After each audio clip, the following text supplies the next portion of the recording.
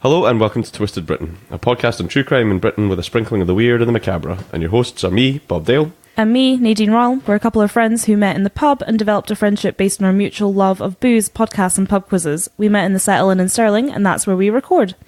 Each week we'll both tell a story of something twisted, one long one and one short one, and we'll decide who goes first. Based on the flip of a coin. Which I don't have ready. Hang on. Oh, I'll probably have one to hand. Hold on. Do you have one? Nice. How you doing? You alright? Yeah, I'm alright, thanks. How are you? I'm alright. I'm slightly flustered looking for a coin now, but yeah, I'm good. We're good. Done much this week? I was at Brian Cox last night. Yes, you were. How was it? It was superb. Nice. It's weird, like 9,000 people in Glasgow going to see a physics lecture. That's so cool, though. At a sold-out massive arena.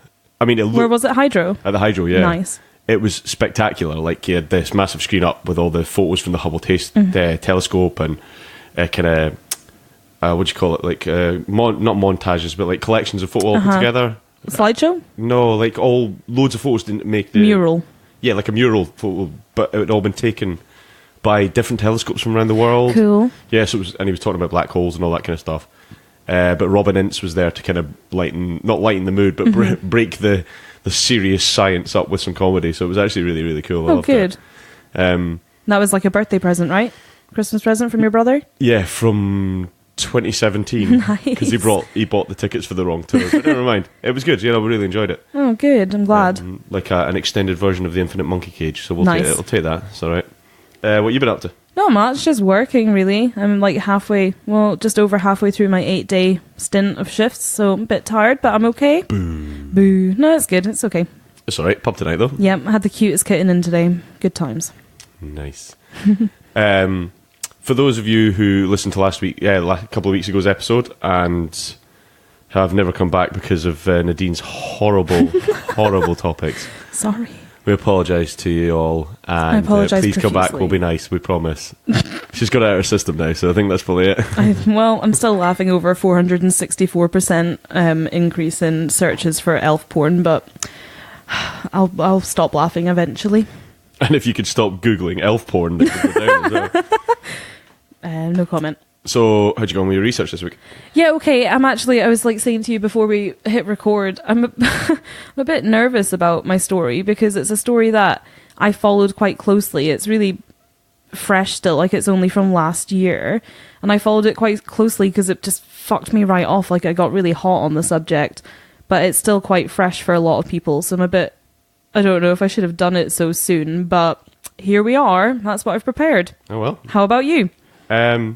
Well, I took a lead from your topic last week. Uh-oh. And I've gone slightly sexy. Ooh. Well, it's not sexy because it's murder. Oh. But, yeah, you'll see. Okay, I'm excited. I laughed through just finding the story. I didn't laugh through doing the research, but I laughed finding the story to myself. And then, yeah, I think it's a cool one, though. Okay, well, that's good. Maybe my most recent 1960s. Oh, maybe. No, Mr. Lamp Blue? Kipper. Yeah, Lamp Blue. Nice. I keep forgetting about that. Really shouldn't, because we should actually do an update on that with all the stuff that happened just before Christmas. We should. We'll maybe do that another time. Yeah. I don't know. I've had quite a good week of delving into true crime again. Like, finally watched Abducted in Plain Sight, which has been a major hype. Still haven't watched it. Oh my God, watch it. It's just ridiculous. I'm not going to say anything because I don't want to ruin it for you or anyone who's not watched it, but what the fuck is all I've got to say on that. I've started a couple of new podcasts. Just let me make sure I've got the title right. I started one that was recommended to us by a listener, and the podcast is called Happy Face, and it's so good. I saw you'd been recommended that, yeah. It's so good. I'm just going to get the listener's name, actually, because I want to thank you properly, because it's really, really good.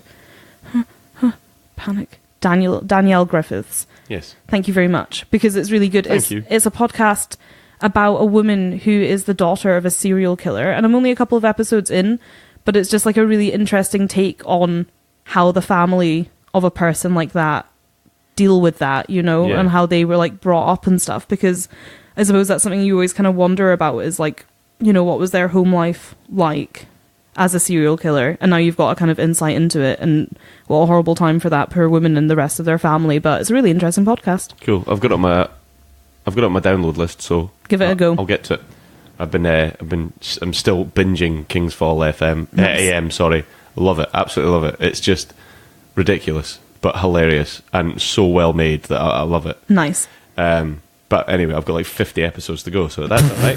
They're only like 20 minutes each. It'll take me no time at all. So shall we? Yeah, let's do it. Flip that coin. I'm on long, you're on short this week. Yes. I'm going to call tails you go. That was a tasty flip. Heads it is. Oh, right, okay, here we go. Got my beer. Nope, he's ready. Right. My story is about a man called Richard Osborn-Brooks, and that's who I'm going to try and focus on mostly, is this fella. So he is a 78-year-old man. He's a former RAC employee, which is an automotive services company, for those that don't know. Automotive, very nice. Thank you. He lived with his wife, Maureen, 76, in South Park Crescent, Hither Green, at southeast London. They have since been unable to return to their home due to an incident that took place in April of last year. Okay. So I'm going to get into it. They still can't go home yet. Well, now they can't go home. Right. We'll get into it. It's like they can't go home now. So the incident that took place was in the early hours of a Wednesday morning, which it was around 12:30 in the morning, on the 4th of April 2018. Richard awoke to noises in his house, and he went downstairs to find two men had broken in, and then like a tussle kind of ensued. Richard was forced into his kitchen by one of the men, whilst the other one went upstairs where Maureen was still in bed. In the kitchen, Richard and the intruder, who was armed with a screwdriver, got into a struggle which ended with Richard suffering bruising to his arms, whilst the intruder, who's now known to be Henry Vincent, sustained a stab wound to his chest. And I couldn't find what exactly caused the stab wound, but I had it in my head for some reason from the news and stuff last year. I don't know if it's just if I've just fabricated this or not, but in my head I had it that it was the screwdriver that he stabbed him with. That's what I was going to say. If you're armed with a screwdriver, then that would be it, surely. Yeah, so that's what I think it is, but there's a quote later on that I'll read that lends itself to maybe being a knife wound instead, so maybe... A puncture wound? I don't know. Yeah.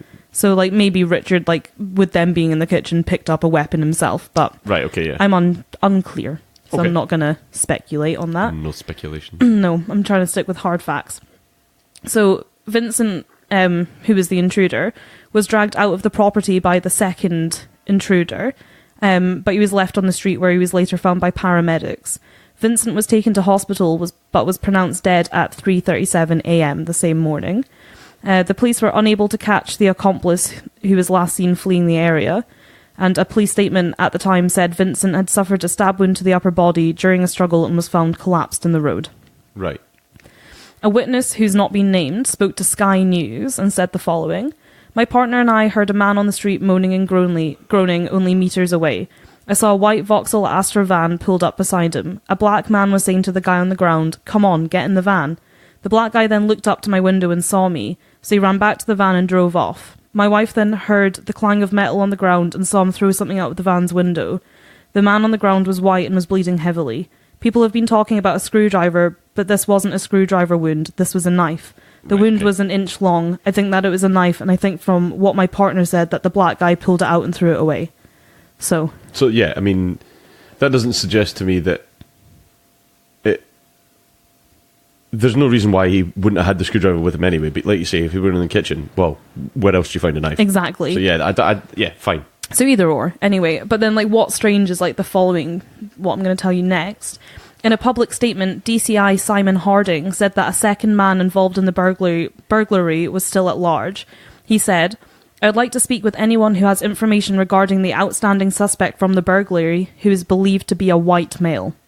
All right, okay. So it goes right against the witness statement there, who's saying that they saw a black man saying, "Get in the van, get in the van." Yeah. And now the lead DCI on the case is saying we're looking for a white suspect. So I'm not sure why.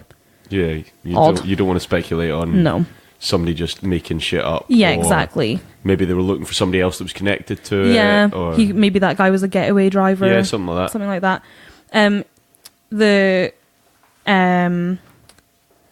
The statement goes on to say he may have told someone what happened at the address. It is possible that he fled the scene in a vehicle, possibly a white van, leaving the scene in the direction of Further Green Road. Did you see this vehicle? Do you know where it went after this? I ask anyone to contact our incident room as soon as possible. Okay. And I couldn't find anything. I don't think they've ever found this accomplice, as far as I'm aware. So, But we're sure it was an accomplice rather than the guy just being wrong about who he'd seen in the street. yeah, so I don't know, I don't know what the accomplice is like, but there definitely was a second person involved because Richard Osborn-Brooks, the man whose home was broken into, said 2 men broke in. Right, so there was an accomplice, and so he there was dragged definitely somebody else. Yeah, he dragged Vincent out to the street. Richard was subsequently arrested on suspicion of grievous bodily harm, but was later rearrested on suspicion of murder, but was released on bail the following day after some police questioning. Police investigated the house and surrounding streets and area throughout the following day, even lifting cars and checking drains for discarded weapons, but I don't think they found anything. right. The street was cordoned off at either end of the street for the entirety of the day. And Richard was asked to revisit the police station later on in the year pending further inquiries, and then he was eventually cleared of all charges and faced no further action. Okay. It's a really odd, start to things. Yeah. So this man's house has been broken into in the middle of the night.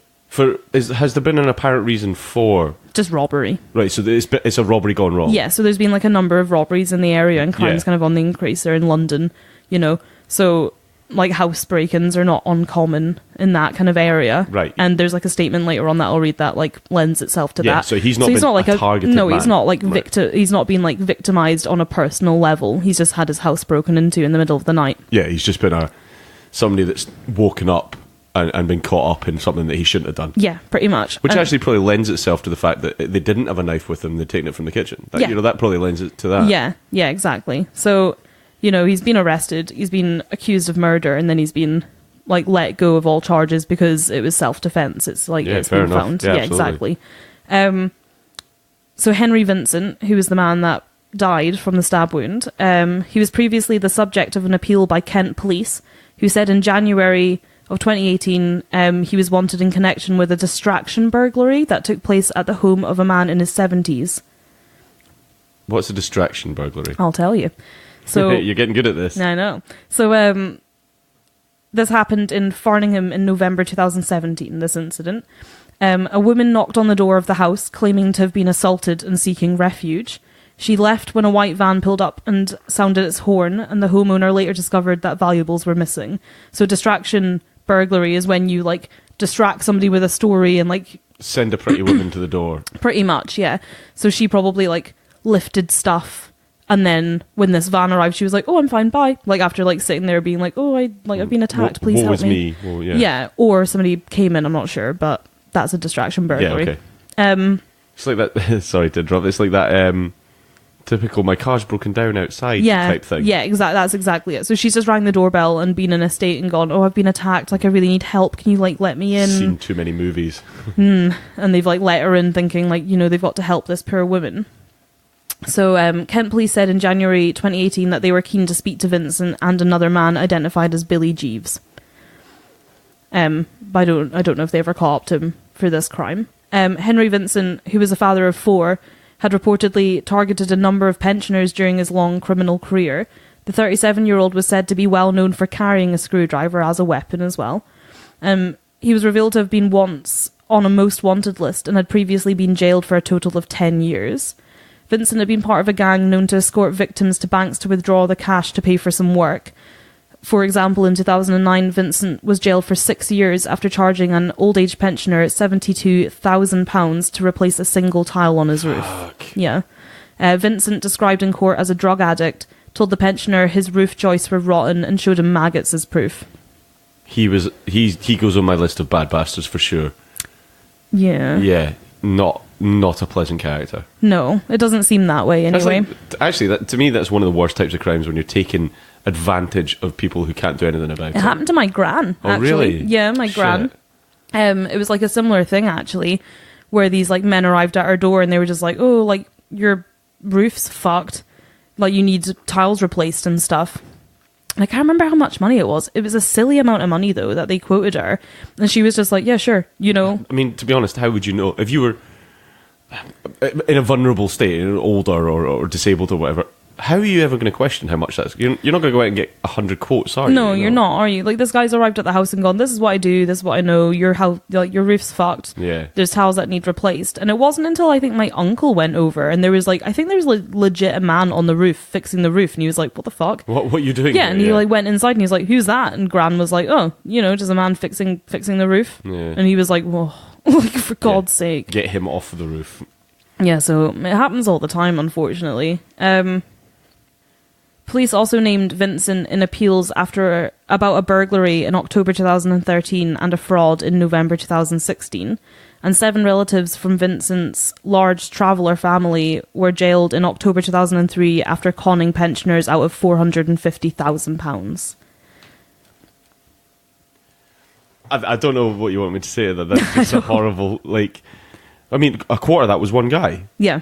Well, almost a quarter of it, but that's terrible. It's a lot of money. Yeah. It's a lot of money. So, like, he was a criminal. So the arrest of Richard sparked outrage amongst his neighbours, who started an online campaign to raise money in support of his defence, and they managed to raise £9,987, which is incredible. That's a great amount of money, yeah. Yeah, so the arrest of Richard also sparked mass debate and controversy. Oh, did I nail that? Is that... No.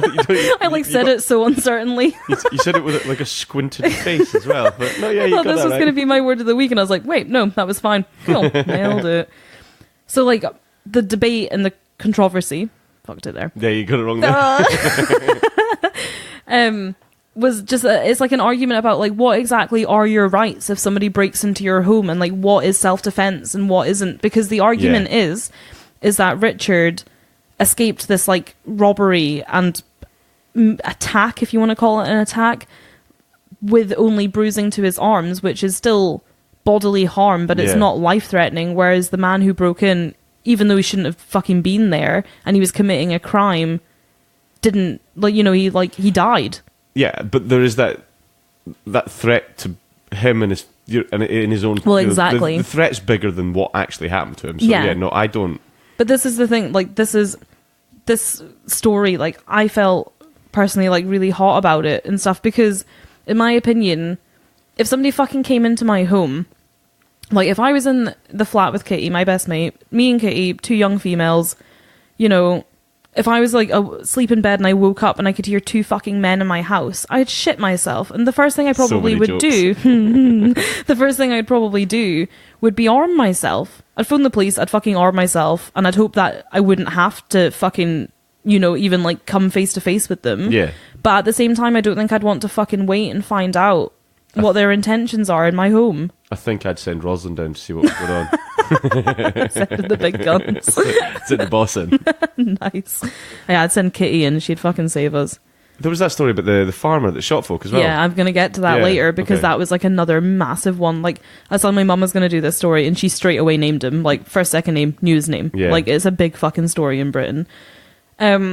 So I've like written down a load of quotes from last year from a variety of people and like their opinion on the matter, because I found it quite interesting. Yeah, amazing.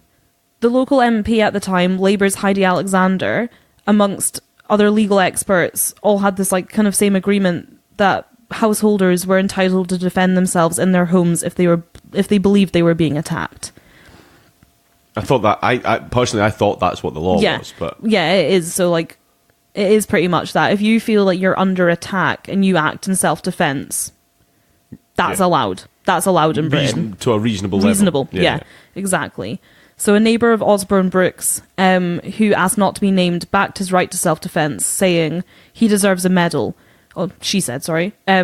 He deserves a medal. You cannot break into people's houses. I've heard he's a carer. This is a pensioner that has worked his whole life and who wants to live and die quietly. I lived in America. If this was in America, this wouldn't be a big issue. No, it wouldn't have been an issue. No, it's not an issue at all. No. You step on somebody's front lawn in America and you've got the right to fucking blow them away. Oh, good. Now you've alienated another country. Sorry. I'm not saying it's wrong. Just saying. I agree with this neighbour. Adam Lake, who lived near the scene, said he doesn't deserve to be punished for defending himself, and the neighbours that I've spoken to all agree that the priority needs to be to support him after everything that he's been through. He was just protecting himself after all. Which I like really agree with, because at the end of the day, the man who died is a victim of murder. But at the same time, Richard Osborn-Brooks is is a victim too. Like, his house was broken into in the middle of the night, which is terrifying, and he's now a murderer. He's now killed somebody when he never would have wanted to do that, you know. And that's going to be thrust upon him, and that must have been a fucking horrible thing. Victim, not a victim of manslaughter rather than murder. Yes, yeah. Sorry, it's not premeditated. Intentional. Yeah, you know, he's and yeah. To be honest, there should almost be another term there for defensive killing. Yeah, no, I agree.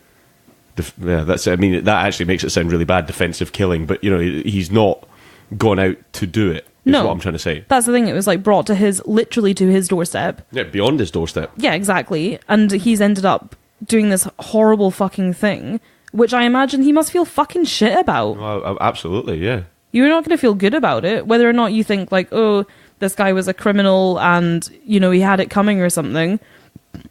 Like, you fucking killed a man. Yeah. That must scar you for fucking life. Well, of course it would, yeah. I think it's just awful.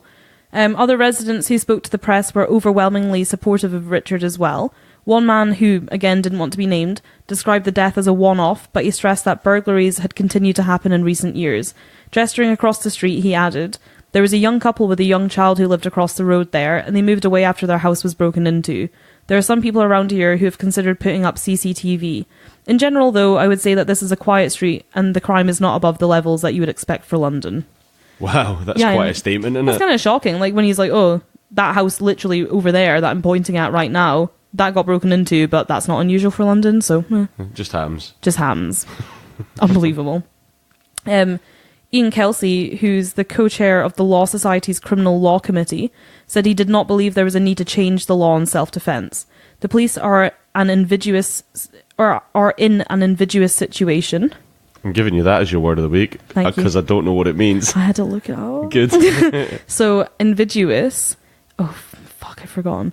Invidious means like to cause. Do it. Google it. It's likely to arouse or incur resentment or anger in others. Fair. So, the police are in an invidious situation, he said. They have to show they have carried out a robust investigation.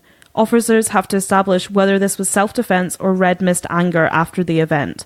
The police have to go through the investigative process to show it's been robust and send it on to the Crown Prosecution Service. The difficulty is how do you do a robust investigation as well as a humane investigation for someone of that age? Unless, for example, a burglar was stabbed in the back as they were running away.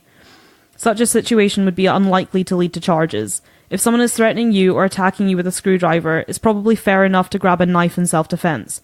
It's proportionate. Does the law need changing? I don't think so. You can't go around giving carte blanche to householders to permit them to shoot or stab anyone who steps into their home. Proportionate was the word I was looking for. Yeah, so that's exactly right. So, like, see, that's the other quote that I'm like, well, maybe it was like a knife that he stabbed him with because he's, like, just thrown knife out there, you know? But...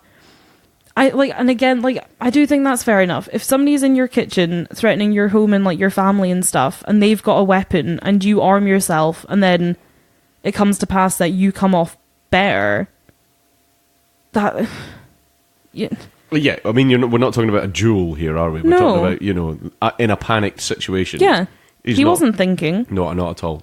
He was just defending himself in his home and his fucking wife upstairs. Yeah, well, that's an important thing there, is he was probably doing it out of fear that anything was going to happen to his wife as well. Yeah, and this is the thing is, like, earlier on I read that quote saying that his neighbour says she'd heard he was a carer. I was under the impression, and again I think I got it from when I was watching the news and when the story was kind of unfolding last year, that in my head I had it that he was like caring for his wife. That's what I thought you meant, yeah. Yeah, like I think like he's like this like retired pensioner now and he's been like caring for his, in whatever manner, sick wife. That seems a reasonable assumption. And he's like gotten up in the night and there's two people in his fucking home and he's defended himself and his poor wife upstairs and now it's all gone shit. I think it's just horrible. I think it's just a horrible situation. Richard also received support on social media from celebrity businessman Duncan Ballantyne. Dragon's Den. Who tweeted, "Arrested, he should get a medal." Good. Yep. A different position was taken by Sarah Hayward, who's a Labour councillor in Camden, North London, and until recently was the leader of the council. She said, "Due process is important. This is an unpopular position to take in the current environment, but the Met are right to investigate whether there was wrongdoing by Richard Osborn-Brooks. Someone has died. They really ought to check whether it was justified and defendable." which again I think is actually fair enough. Like I think I don't see any issue with that statement. Like, yeah, you have to look into it. You have to look into it, but like, but if the outcome is self-defense, then you've looked into it. That's yeah, fine. exactly. So you're fine, exactly. So I think like the outcome's fair. You know, like he was defending himself, and it's self-defense, and that's legal in this country, and that's what it is. And like a lot of people were really hot about the fact that he was arrested at all. They were just like, no, he shouldn't have been arrested.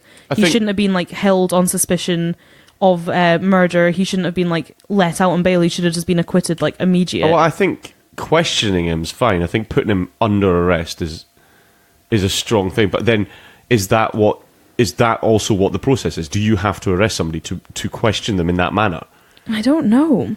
Because I think you can invite somebody to come down to the station to question them. Yeah, I suppose, but it is still a violent crime. This is the thing, you have just murdered somebody. It might be manslaughter in the end of the day, but you have just killed somebody. Yeah, absolutely. So I think it's fair enough. I've got no issue with that statement either. Yeah. Alexander, who's the MP for Lewisham East, told The Guardian, finding someone in your own home in the middle of the night doesn't bear thinking about, and I think it goes without saying that you should have a right to defend yourself and your family. The law on the extent of that right changed a few years ago following the case of Tony Martin. Who I'll get to. And while every incident will be different, it seems to me that the legal balance which currently exists is broadly appropriate. In any circumstances where someone is injured or dies, including where that is an intruder or a burglar, you would expect the police to ascertain the facts of what happened and ensure that a proper process is followed. That's, yeah. Yeah, which again, fair. We seem to be agreeing a lot this week. We are, for a change. It's nice. Oh, you don't like it. We'll change it. What I think is fucking bullshit and what made me really hot on this case, I just don't agree with it at all, is the aftermath of the incident itself. Right, okay. So I think the incident itself's fucking horrible. You've been robbed. You've killed somebody. It's shit. The man who's died, that's shit too. You know, there has been a loss of life at the end of the day, no matter how fucking horrible you think a person is. Yeah. It's a horrible thing to happen.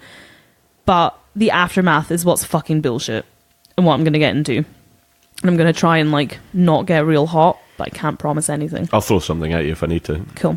So, Vincent was from the Irish travelling community, and he was from a large family, and he had a lot of friends and stuff. And they were all completely upset and horrified by the loss of Henry Vincent, which, understandable.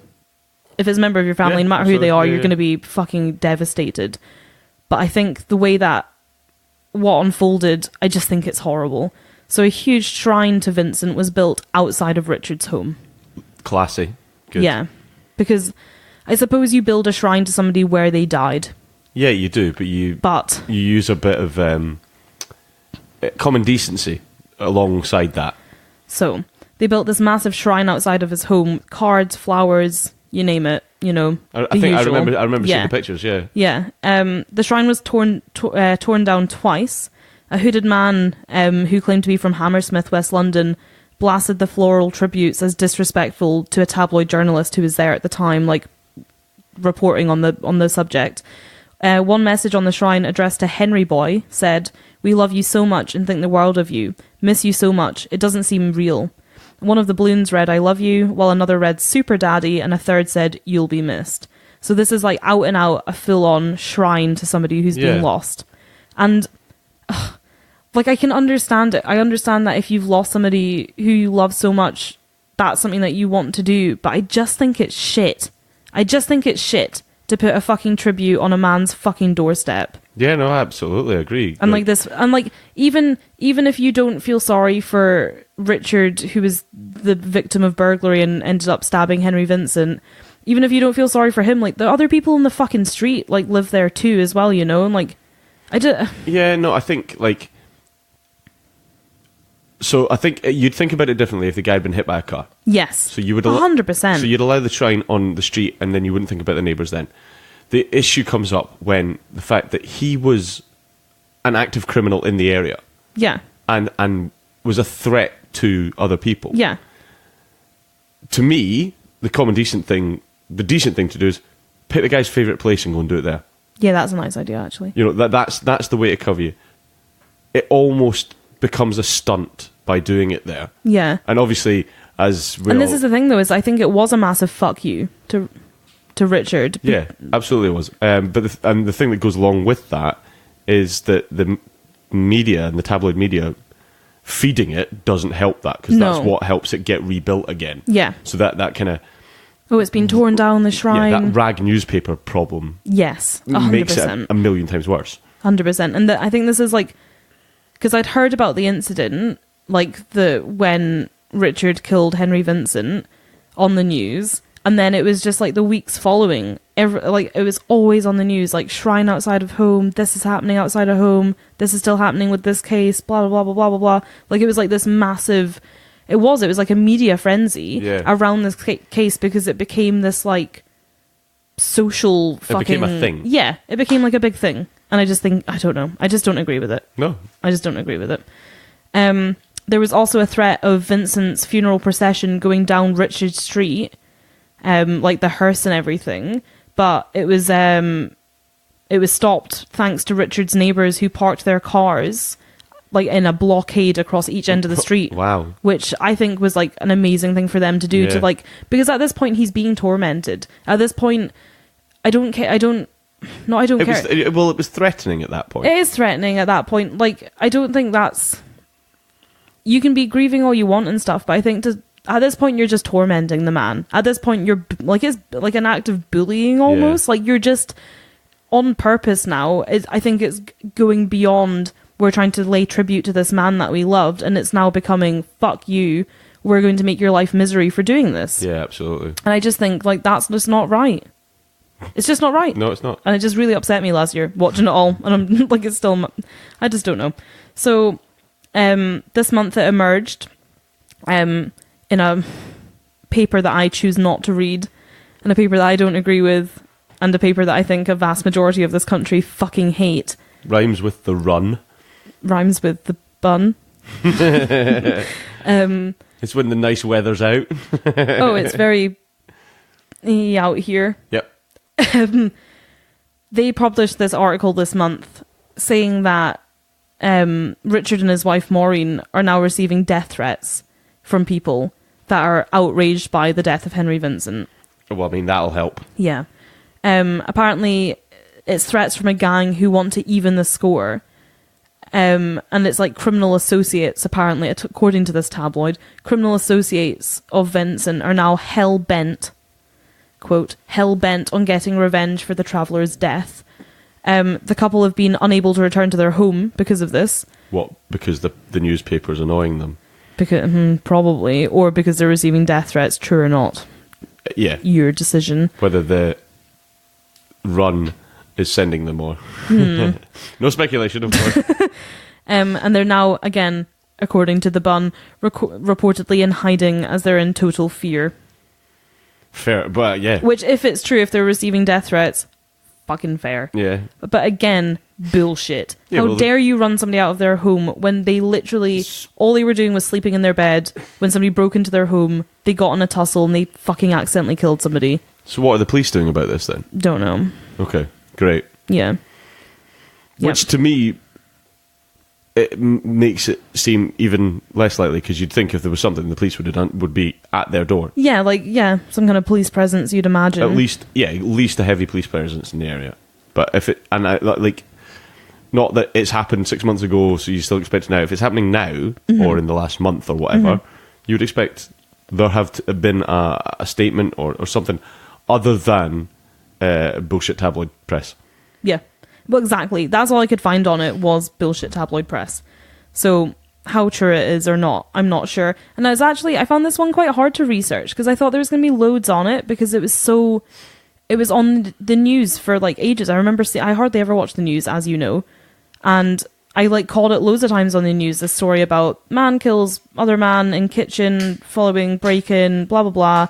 And like, I just couldn't really find that many articles on it. Like, my resources this week are a bit shaky, to say the least. That's fine. It's because it's not a historical. Yeah, there's like no Wikipedia page to glean information from. You know, like not that we resort to Wikipedia most weeks. Guilty. But that's all I could get really on that story. But I thought I'd talk about it because I was thinking about stories over the past year. Like now that we're in a new year, what happened last year and stuff. And I just remembered that one like so vividly sticking out in my mind as this thing that I was just like kind of incensed by at the time, and was like, I just don't like, I can see kind of the two parts of the argument here, that like this family are grieving the loss of their beloved husband and dad, but just fuck up. I don't disagree with the grieving and everything, but like I said, I think there's a time and a place, and the place isn't on an old man's doorstep who's already petrified of everything anyway. Exactly. You know, and I don't mean he's petrified because he's old. I mean he's probably scared because just people turning up outside his house that he doesn't know who they are. And I don't mean the actual burglary, like dropping flowers off, all that kind of stuff. And he's committed an act that he probably thought he was never going to have to do. Well, he's 78. Yeah. You know, and I just murdered a man. That's going to fuck you up. Yeah, well. But I thought I'd go into Tony Martin to round things off, because that was a few years ago now. And it was a massive thing at the time, a massive thing in Britain. And so much so, like I said, like my mum instantly was like, oh, that's like that story of Tony Martin, the farmer. Like, you know, she knew his name immediately, and I think a lot of people do. So I thought I'd get into that. So Anthony Edward Martin, who was born on the 16th of December 1944, is a farmer from Norfolk, England, who shot a burglar dead in his home in August 1999.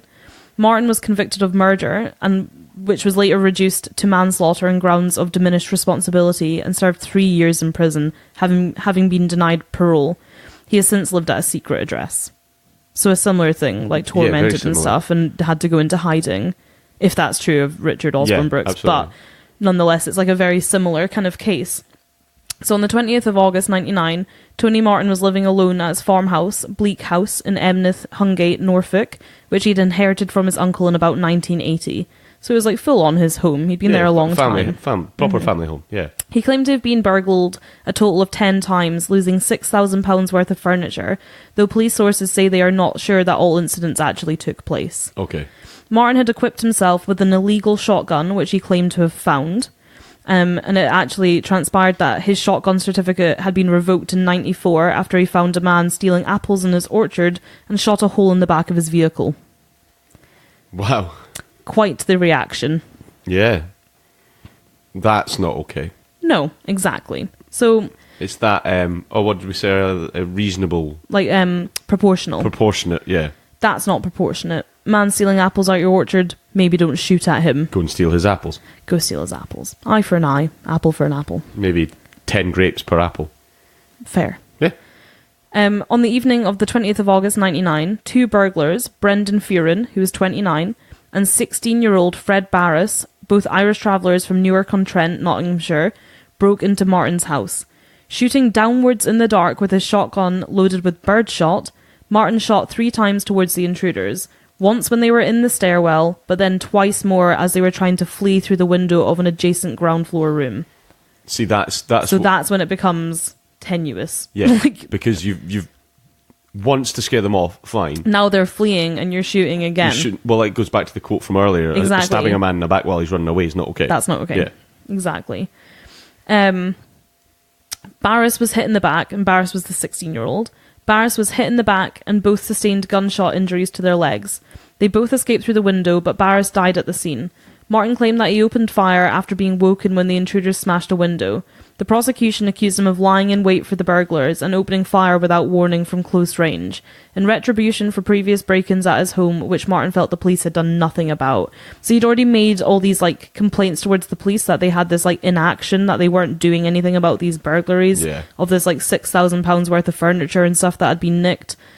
But the police are already we're not even sure that all those break-ins happened. So it was built up rage. It was so exactly. So I think that kind of comes back to the quote I read earlier about whether this was self-defense or red mist anger after the fact, which I think is an interesting way of defining each kind of crime, because I think without a shadow of a doubt, Richard Osborn-Brooks's crime was a self-defense in the moment act, whereas this one's a bit more...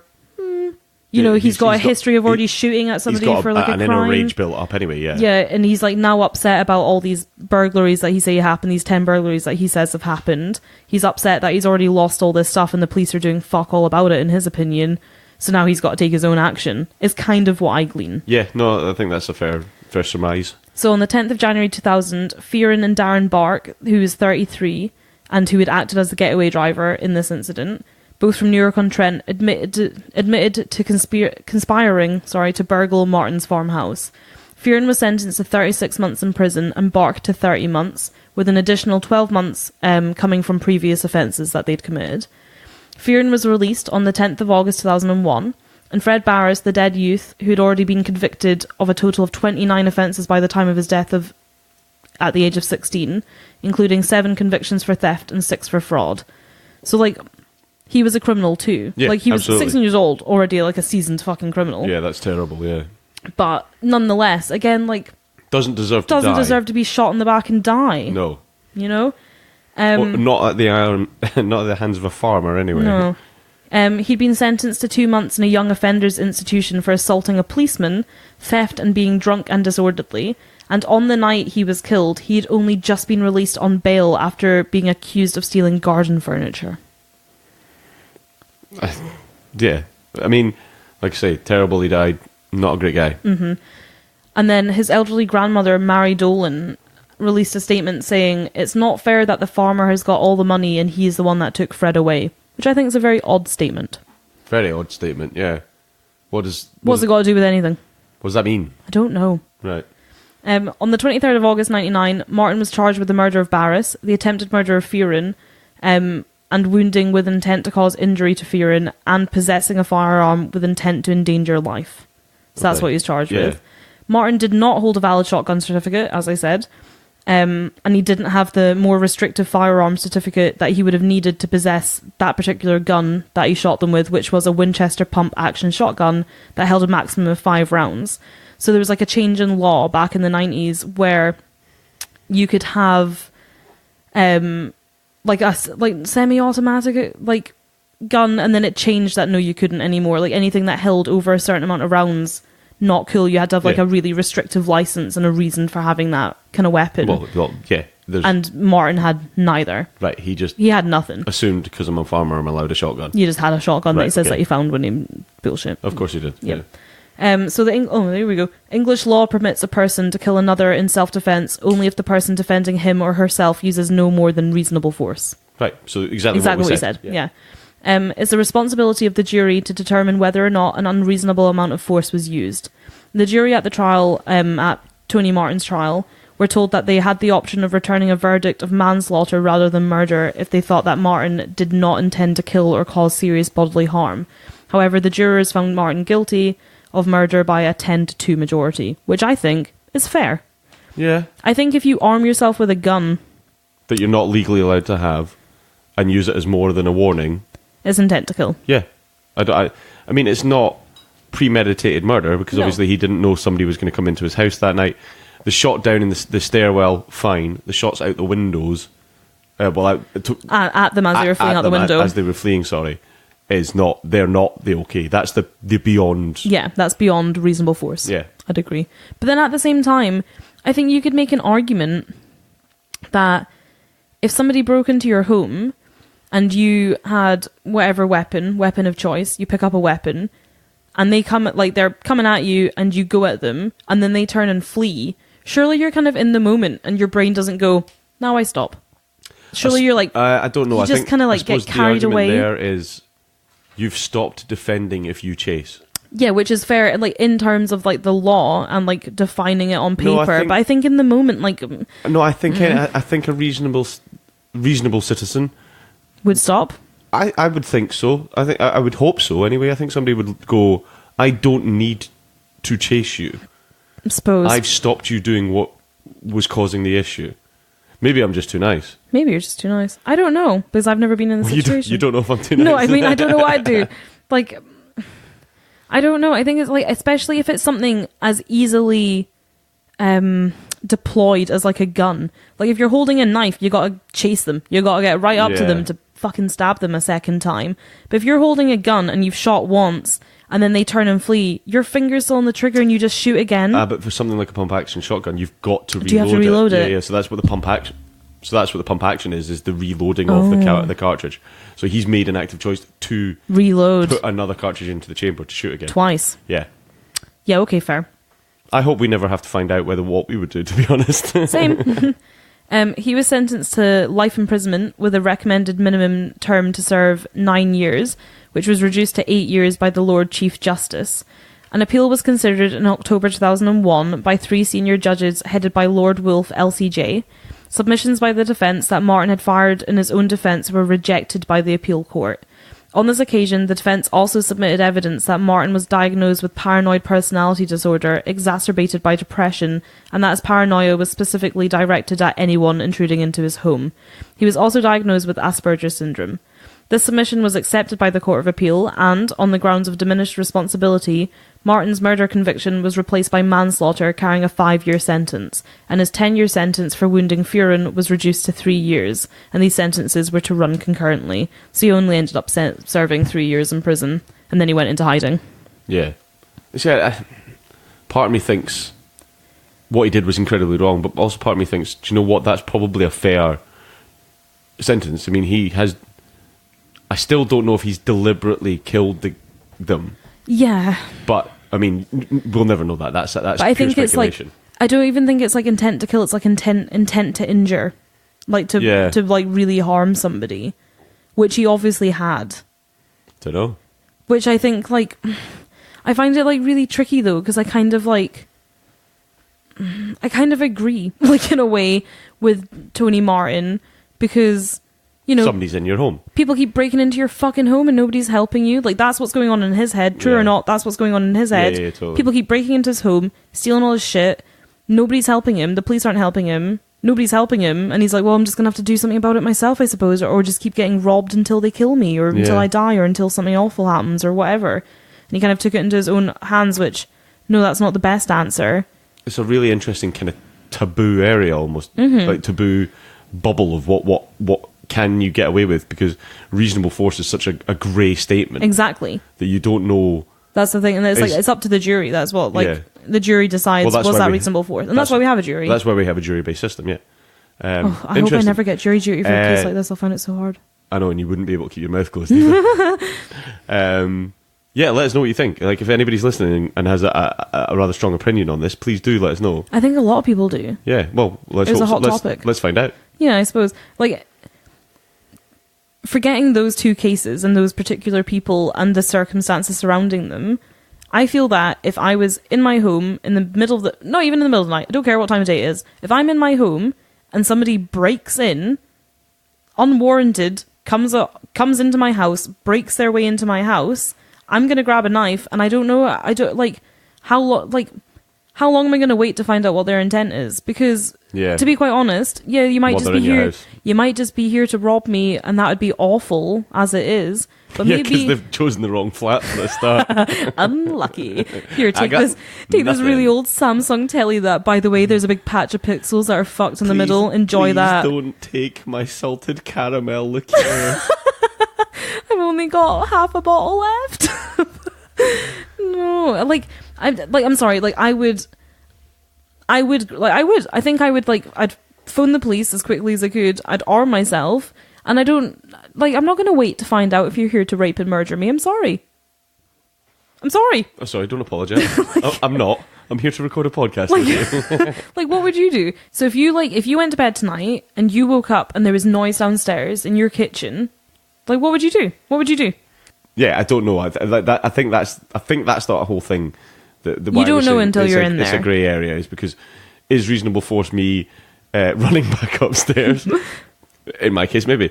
Is it going and getting the fire poker? Yeah. And chasing them out the house that way? Who knows? But actually, whatever you deem to be what you would do in your own home, as long as you stop at your door, yes, I think you're fine. Yeah, okay. No, I think that's fair. And on that moment, I'm going to make you cool down while we go for a break. And then we'll get on to something. I was very serious during this story. I'm very sorry. You were? I don't know. I just find it like a hard subject. And I think especially because it's so fresh and there's like obviously still a lot of people that are very upset about the subject on both sides of Richard Osborn-Brooks' case. I just think it's like hard to talk about because I don't want to like speculate and be like, well, he was a fucking shit and he was a criminal, he deserved to die, because I don't really believe that about anybody unless you're like a murderer. Yeah. eye for an eye, you know? Like, he was just a burglar at the Or end of 10 the day. grapes for an apple. Yeah, and like, he was just like, you know, he might have robbed a lot of old people, but I don't think that warrants fucking getting stabbed. But at the same time, don't break into people's houses. Right, you. Calm down. Get a drink. You can go for a fag. We'll be back in a minute. Sorry. My name is Andy. I am the writer and the host of the No Remorse podcast. No Remorse is a British true crime podcast which tells the disturbing stories of some of Britain's worst killers. No Remorse is a no-holds-barred show, so you can expect graphic descriptions of extreme violence. It is not for the faint of heart or squeamish. Each episode will focus on one offender or sometimes multiple offenders who have committed crimes which have shocked the nation. Psychopaths, sociopaths, savages, serial killers, spree killers, and everything in between will be explored in great detail.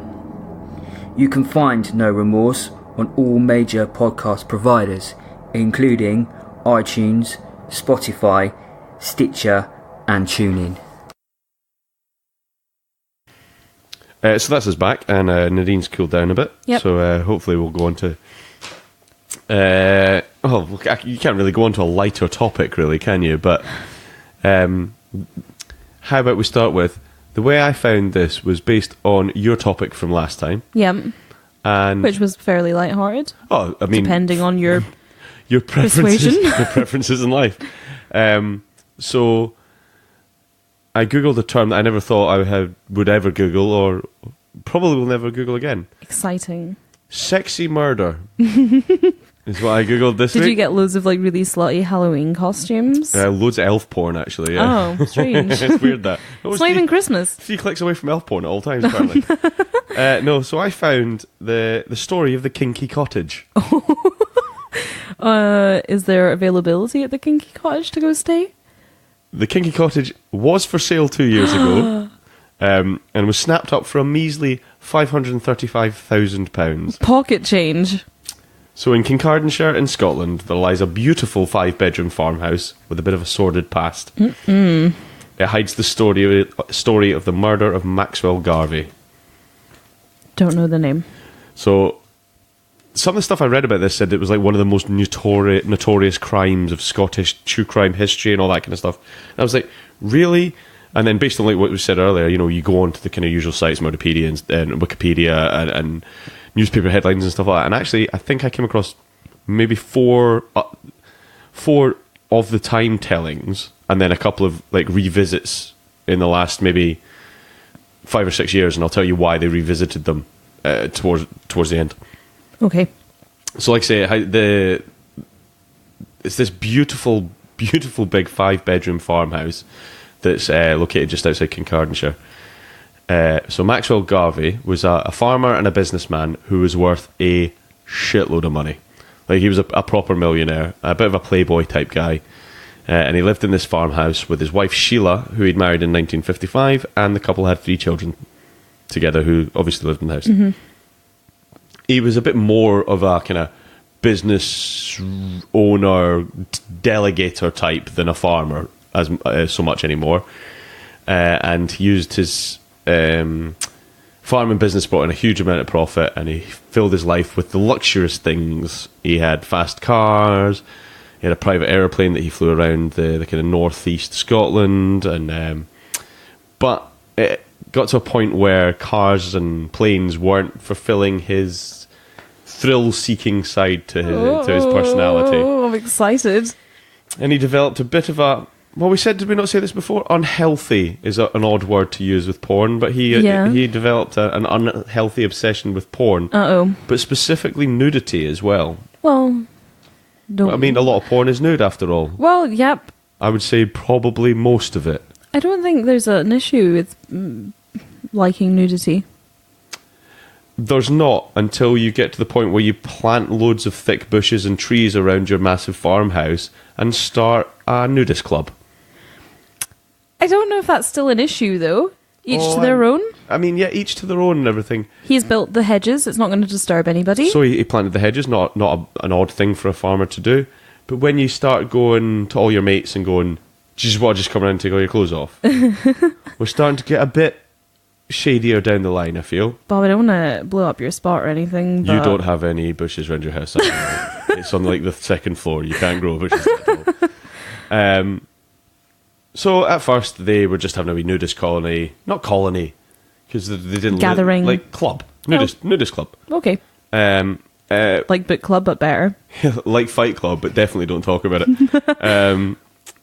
But it got to the point where not too far down the line, it was full-blown orgies that were taking place. I suppose at the if farm. you're just all going to hang around naked, something's going to happen sooner or later. Well, something's going to pop up. No, I can't believe you went for that. I actually wrote that down as well. I set you up, I didn't even know. So yeah, the full-blown orgies were taking place at the farm, and at first Sheila wasn't keen. She was like, no, look, I'm not into it. We'll all be here with our clothes off, and if you're all having an orgy in here, I'm just not going to take part. But crack on. Cool. It didn't take long, however, for Maxwell to persuade her, and that becomes quite a prevalent thing in their lives. Is he seemed to be the pusher of things. He's like the driving force. And she would kind of eventually kind of Give in. join in with her, and it wouldn't be too long until she got into the swing of things. So many puns, sorry. I keep them coming. I love them. So this is where the cottage got its nickname, the Kinky Cottage. Mm-hmm. It's at this point that we meet the lovely 22-year-old Brian Tevendale, sorry. It was a man that Maxwell had met at the local SNP office, and the SNP is the Scottish National Party. For anybody listening outside Scotland, they're the biggest political party in Scotland currently. Mm-hmm. Maxwell encouraged, again, Sheila to sleep with Brian. She didn't really want to, because she wasn't... Although she'd been taking part in the orgies, she didn't want to just have a plain affair with somebody. She didn't want a lover, essentially. She was like, yeah, okay, right, well, if we're all sleeping together in a big party. You know, it's a thing. But I don't want, like, this guy was, I think, 11 years younger than her. But she didn't want, what's the male equivalent of a mistress? Like, I was going to say a master, but that's not right. No, whatever the male equivalent is, she didn't want a kind of, I don't know. Toy boy. A toy boy, yeah. She didn't want a toy boy that she was just sleeping with. But she, once again, soon gave in to Maxwell's ways. And but Max started to sleep with Brian's sister, Trudy. Did a quick Google for you. So... Male equivalent. For male mistress, the more general term lover can be used, but it does not carry the same implications. Paramour is sometimes used, but this term can apply to either partner in an illicit relationship, so it's not exclusively male. So there isn't one. Not really. I didn't know that's what paramour was either. No, but paramour, M-O-U-R. Like amour, as in like the French word for love. Yeah, okay. Sorry. Thank you for that. Yeah, you're welcome. Yeah, so she started sleeping with Brian. And at that point, Maxwell, the kind of the reasoning almost for this seems to have been that he wanted to sleep with Brian's sister, Trudy, who was married to a local police officer, but she and him ended up together with Maxwell's wife Sheila was with Brian. I mean, a tangled web we weave. It's like an episode of a soap. So the four of them often took part in foursomes. Now, there's absolutely no suggestion of incest here. Okay. Whether it just be that Brian and Max shared Sheila and... I'm trying, God, I can't even... I actually have this written down and I still can't do it. So I think Brian and Max were sharing Sheila. Mm-hmm. And Trudy and Sheila were sharing Max. Right. But there was no Brian and Trudy. They were brother and sister. Got it. Right? That makes sense? That's disgusting anyway. Yeah. So... with all the orgies going on and all that kind of stuff, there was obviously a lot of lovers going around and about, but Trudy was Max's favourite by a long shot. Mm-hmm.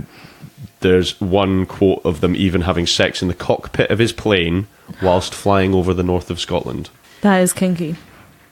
And it's pretty fucking cool. He's not like, gonna lie. Yeah, he's like the captain of the Mile High Club right there. Dangerous probably doesn't cover it. But he wasn't a man for sticking with things. He left Trudy. Well, he didn't leave her. He just got a bit tired of her, really, and went back to his wife, only to find out that her and Brian had actually just fallen in love. Oh. The two of them had hooked up together, and at this point, they ran off to Bradford to try and just be together. Right. But she soon returned. Now, one account I read was she returned because she missed the children. The other one was that Maxwell had once again managed to convince her to come back. I would guess a combination of both, probably, because he's got a history of convincing her to do things she didn't want to do. And you would miss your kids. I think that's fair. Yeah. So on the 14th of May, 1968, apparently Sheila had decided that there was only one way that her and Brian could be together. So that night she put the children to bed, telling them, no matter what, don't get up. In the early hours of the following morning, the 15th of May, Sheila opened the farmhouse door to two men. One was Brian, and the other a friend by the name of Alan Peters. The latter took no part in the crime that was about to unfold. Mm-hmm. And I say that now because he was given a kind of sentencing later on, but he didn't do anything specifically. He's been kind of tarred with a brush here almost. Right. Sheila and Brian went upstairs to the bedroom where Maxwell was sound asleep. They struck him round the side of the head with a rifle and shot him point blank in the side of the head. Oh. Brian then disposed of the body in an underground tunnel at Lauriston Castle near St Cyrus. On the 19th of May, Brian was reported missing by his sister, and a large search was done of the surrounding woods in the area, and even wells were being drained. But no sign of him was found, and he was left as a missing person. Mm-hmm. All of this changed, however, some months later when, in the August of 1968, Sheila hinted to her mother that her and Brian had been responsible for Maxwell's disappearance. I've no idea why she did it or what she said, but by all accounts, and by everything I'd read, basically said that she was with her mum of an afternoon, and it was almost like dropping little hints that she knew where he was, or it was her fault he'd gone away. I don't know what she actually said, but what I've read on all of them, in all the newspaper articles as well, was that she was hinting at that they had been responsible for it. So I don't know whether it was maybe a level of guilt had got to her, or she thought she'd gotten away with it. Just a shit liar. Just a shit liar, possibly, yeah. It turned out to be a bit of a mistake on her part, as you can quite imagine. Well, and the police arrested the two of them the next day, on the 16th of August, 1968. So the day after they were arrested, the decomposing body of Maxwell was found in an underground tunnel. He'd been missing for about 3 months at this point, so he wouldn't have been in a good way when they found him. Yeah. Alan also, he had his head blown to shit. There is that, absolutely. So probably not the prettiest of people at this point. Alan Peters was also arrested then, and all three of them were charged with murder. Right. The trial went ahead in Aberdeen, and it was described as sordid. Yeah, okay. The media kind of feasted on the details of the case, as you can quite imagine. People love a good, oh my god, secret kinky side to them. People love that. People love a sex scandal. And we were talking earlier about how much we enjoy tabloid newspaper, and I would imagine they will have gone nuts over this. Bananas. Same paper ran quite a few things. Oh, I believe that they probably did. The Bun enjoyed it. I bet. So, the public lapped up all the descriptions of the sex parties that had happened at the house and the orgies that went on, and for what was essentially a quaint, quiet farmhouse in the countryside, all of the details had been explained in the courthouse. Now, church groups, important people after all, even spoke out about how sinning would lead to destruction. Now, I'd like you to take that away with you tonight. I think it's too late for me, Bob. I'm getting you a t-shirt that says sinning leads to destruction. Yeah, I'm going to wear that with pride. That'd be my favourite thing. So during the trial, they outlined the details of their sex life, the kind of foursomes that had been happening, everything that had gone on, right up to the point of the night. So in a night of madness, what had actually happened? Because, so Sheila at this point had said, all Brian's idea. Mm-hmm. He said we could get rid of him. And he said, no, well, this was entirely your idea. Yeah. So there was, there was the two things. She's declared her undying love to him during the court case and everything. Like, like batshit crazy doesn't cover it. But the kind of details of what happened, as well as we can gather, are that the two men arrived at the house, and as they came in, they were handed a .22 rifle that belonged to Maxwell. Brian and Sheila went up the stairs. Brian was the one to pull the trigger, and it was deemed as they killed him in kind of cold, premeditated murder. Yeah. Well, you arrive with a shotgun. That's pretty premeditated. Well, no. The two men arrived, and Sheila had... Oh, she had the shotgun. So it was a rifle rather than a shotgun. Sorry. So she handed him Max's gun. I see. Max was sound asleep upstairs. They went up, smashed him around the side of the head with the rifle to make sure he wouldn't wake up, put the gun against the side of his head, and pulled the trigger. Wrapped him in a blanket, and then Brian drove him to the castle, to the underground tunnel, and disposed of him. The reason they went to St. Cyrus was that was his hometown. Like, he obviously just knew the area quite well. Knew that there was a tunnel that you could get into. Alan Peters was found not proven, so they had absolutely no evidence that he did anything, because I don't think he did. Other than he was there and he knew it had happened. Which is bad enough. Brian Tivendale was found unanimously guilty, and Sheila was found guilty by majority. I don't know what the majority was, but, still. They were both sentenced to life. Now, I've put here they were lucky, and by lucky I mean in a way that only 4 years beforehand was the last person to have been hung in Scotland. So capital punishment had only been revoked in Scotland 4 years previous to this case. Yeah, lucky. They would have hung. Yeah, Absolutely hung for it. The two of them petitioned to get married in jail. So they were sentenced, to life imprisonment, and they wanted to get married, even though they were obviously in a separate jail. Undying love. But that wasn't allowed, and she later wrote a letter to him saying, "Look, I want nothing to do with you ever again." Yeah, which I'm pretty sure he went, "Fine." Yeah, cool. No bother. The pair never actually saw each other ever again after they left the court, but unbelievably, they only spent 10 years in jail before both being released. Brian moved to Perthshire, where he ran a pub until his death in 2003. No way. We're going to find out what pub that is. Yes, we are. Put it on the list of places to visit. And, so he died in 2003. Sheila ran her auntie's guest house in Aberdeen. She remarried twice and died in 1992. So actually, this probably is my most recent one, because I've got dates from the 2000s in it. Yeah. Nice. I wanted to find something a bit...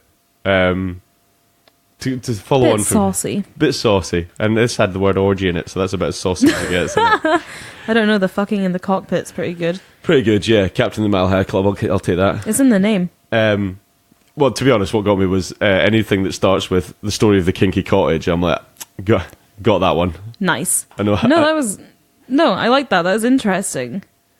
What? Fucking weird though. It's a really odd, it's a really odd story. I'm sure there's a million more details about it, but I couldn't, You couldn't find them. And actually, it works really well for a short story because... Yeah, it does. They had a marriage, they had kids, he got bored, they started having orgies. Things got a hand. They had a incestuous foursome. She ran away, they killed him, she went to jail, and then you run a pub in Perthshire. Good surmise. Thanks. That was straight out the top of my head as well. There you go. I just thought it was a really interesting story. I agree. And they actually were quite attractive people for the change. Oh, is this another? No. Attractive for the time. No. Actually, and for the time, it was like sex, drugs, and rock and roll in the 60s, wasn't it? So, which I would imagine all took part in. Sounds like it in the farm on a Saturday night. Well, let's not speculate. They might have not been into sex. No, they were definitely into sex. Sorry. Maybe they weren't into drugs. Or maybe they didn't like rock and roll, because I'm pretty sure the other two happened. So yeah, that's the story of the Kinky Cottage. Nice, I like it. At this point, we'd normally tell you about our social media channels. Mm-hmm. We have a new thing to both of us that our very kind friend Zach at Podcast Junkie, who, if you haven't listened to yet, we would highly recommend listening to Podcast Junkie. We ran their promo already. Yeah. Once before. Zach reviews other podcasts. It's so good for like finding podcasts. Like if like me and Bob listen to a bunch of other podcasts. Like we already like spoke briefly at the start of this episode about new ones that we're picking up and stuff. But it's always so good to find new ones, and I tend to take to our discussion group and Facebook and stuff to ask people what they listen to try and find new ones. But if you're struggling to find a new one, you want something a bit different, maybe you want to listen to something that's not usually in your genre, like maybe you listen to true crime all the time like I do, and you want to find something a bit more lighthearted or something a bit different, Podcast Junkie's so good because he just reviews like a bunch of different podcasts all the time. And it's a good, every Monday morning, it's a good it's under 15 minutes of all of his podcasts, and yeah, we clip from the one he's reviewing and kind of surmise what it's about, and it's great. Like a little taster without having to go and download and subscribe and stuff. So not only has Zach run a fantastic podcast that I would highly recommend, he has set up a Discord server. Now, I'm sure some of you people out there listening will know what a Discord server is. I sure as hell didn't. Neither of us did we? But it's a really cool place where we are interacting with other podcast creators and fans of our show and fans of other people's show.